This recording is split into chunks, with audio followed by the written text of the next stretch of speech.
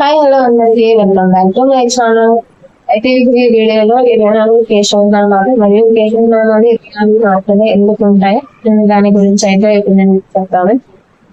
మొదటగా కేశవనామాలు. ఓం కేశవాయ నమః, ఓం నారాయణాయ నమః, ఓం మాధవాయ నమః, ఓం గోవిందాయ నమః, ఓం విష్ణవే నమః, ఓం మధుసూదనాయ నమః, ఓం విక్రమాయ నమః, ఓం వామనాయ నమః, ఓం శ్రీధరాయ నమః, ఓం ఋషికేశాయ నమః, ఓం పద్మనాభాయ నమః, ఓం దామోదరాయ నమః, ఓం సంకర్షణాయ నమః, ఓం వాసుదేవాయ నమః, ఓం ప్రద్యుమ్నాయ నమః, ఓం అనిరుద్ధాయ నమః, ఓం పురుషోత్తమాయ నమః, ఓం అదక్షయాయ నమః, ఓం నరసింహాయ నమః, ఓం అచ్యుతాయ నమః, ఓం జనార్దనాయ నమః, ఓం ఉపేంద్రాయ నమః, ఓం సరహే నమః, ఓం కృష్ణాయ నమః.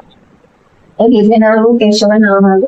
అయితే కేశవనామాలు 24 మాత్రమే ఎందుకు ఉంటాయి అనే దాని గురించి అయితే ఇప్పుడు నేను మీకు చెప్తాను.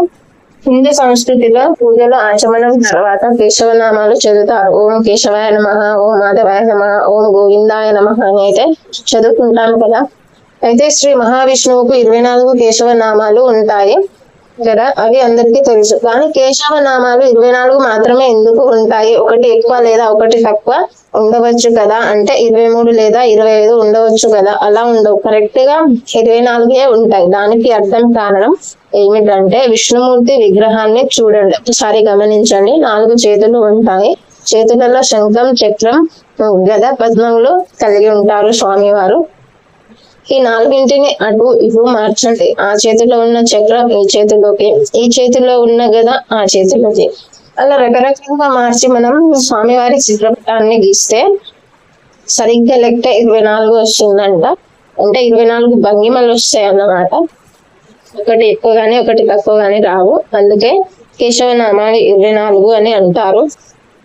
ఇది మన భారతీయ సంస్కృతి లెక్కల ప్రకారం ఉంటుందంట. అంటే మనం లెక్కల ప్రకారం చూసుకుంటే టర్మినేషన్, కాంబినేషన్ లెక్కల ప్రకారం లాగా ఉంటుందని చెప్తారు.